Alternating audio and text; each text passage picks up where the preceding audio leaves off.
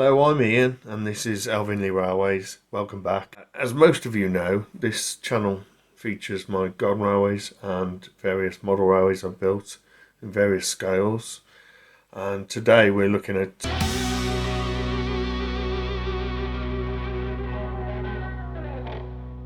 Hanover Falls, which is my Z gauge railway, which runs American and European stock. Recently I realised that my old phone was taking much better footage of my model railways, because generally I'll use my GoPro outside and inside I'll use my phone.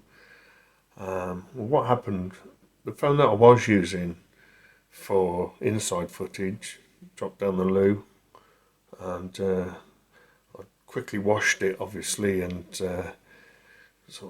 panicked, watched it very quickly, and it was sort of still kind of working, and I got all the photos off it that I had on it. This was probably a couple of years back, and then it sort of died, and then out of the blue I thought, I'll see if it's still dead, and it came back to life, and that's what I'm using right now. So I'm filming on a toilet phone, and yeah, the footage I've took on this video for this video now is done on the toilet phone. But yeah, as I say, it was completely washed as soon as it came out the toilet. Completely clean. It's completely clean, so you won't get any germs from watching this video, I promise. If you've not seen Z gauge before, it is very, very small. You can see the size comparison here with the guitar plectrum stood next to this loco. The newest locos are also incredibly detailed with full valve gear, and they run very, very well, even at very slow speeds.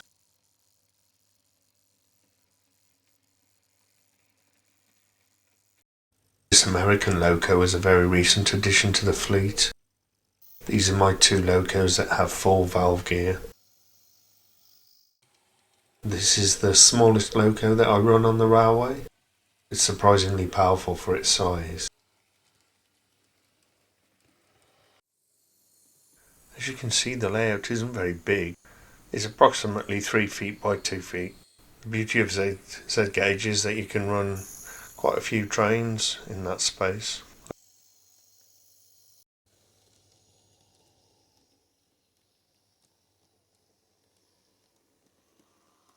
Newer locos have got 5-pole motors or even coreless motors, very recent ones, but the older ones have got 3-pole motors, such as this little loco here. The 3-pole motors still work really well. They're a bit noisier, and maybe slow speed running isn't quite as easily achieved. I decided to go for 2 single lines, and I want them to have passing loops. They're completely separate, the 2 lines are. A lot of the accessories that I used are Engage accessories, such as the signal gantries, which are the Pico ones, and the bridges, which are also Pico items. The overhead electrification is by Märklin, as is the track. The ballasting is quite an ingenious method by Bush, which involves double-sided sticky tape under the track, and then the ballast granules placed on top after the track's laid. The shed that you see there was another Engage item which I used, and I built a little tiny shed inside it as a little office. That was scratch built. Someone had cast the tunnel mouths and bought them from eBay. The railway was featured in Continental Modeler in this issue.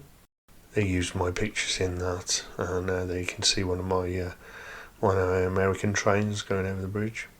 I'm not an expert on German or American trains. I can remember the names of some of them, but others I just forget as soon as I've learnt them, so you'll have to excuse me about that. The little water tower is a 3D printed item. Again, it was designed for Engage.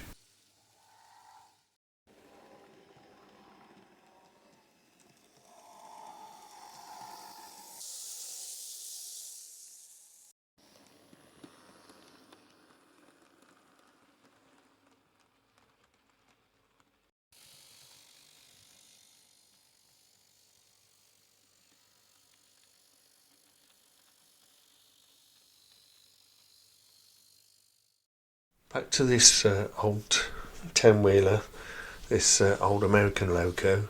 This was bought in a set recently of the loco and 4 coaches, and bought it from eBay. It's pretty rare, so I was really pleased to find it. And in it had the receipt which showed when it was bought. Yeah, it was bought in 2006, and it looked like it had hardly been used, if at all. Put it on the track and it ran perfectly straight away, which just shows how good Märklin stuff is. It's got a 5-pole motor in that loco, and it's also got separately fitted handrails. The railway's done 2 model railway shows so far, at Bromwith and at Swansea.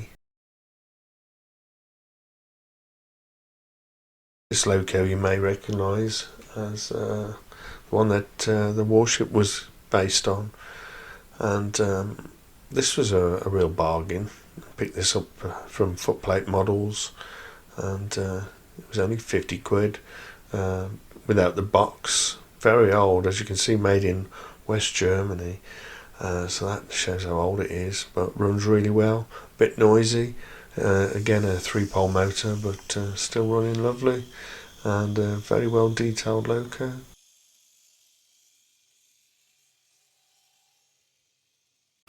The water was a mixture of Vallejo and Woodland Scenics products.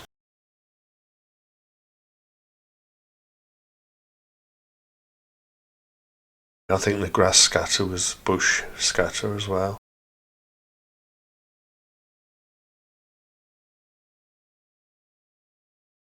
The fence is made from a very, very thin layer of ply, which was then sort of torn and sort of cut to give a rough edge, and the gate was made from guitar strings painted.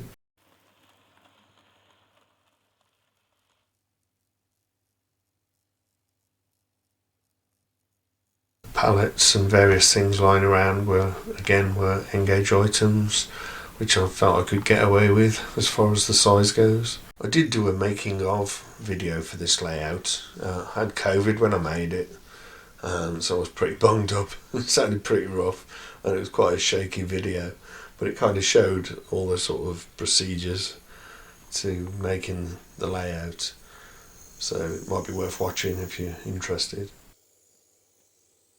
This is a crocodile loco, again a very, very old Märklin loco. Came in one of the very old style boxes, and yeah, it's still going strong, runs really well. Very slightly noisy, that's all you could say about it really. That's not really a criticism. It's probably 40 or more years old, this loco, and it's still running really well. It's amazing what Märklin actually achieved so long ago, fitting so much into such a small space. I did take some footage on my usual phone a few days before, so I thought I'd include some of that as well. The layout will be returning to its alcove where it actually belongs very soon. All the track was weathered and painted, which is pretty scary in this sort of size.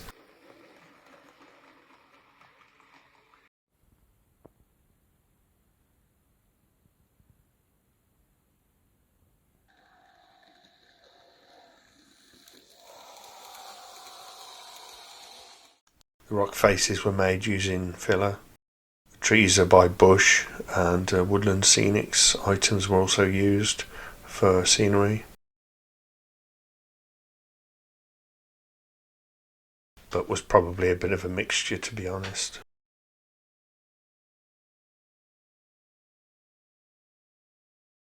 So thanks for watching, and come back to the channel and watch some more videos done on my toilet phone.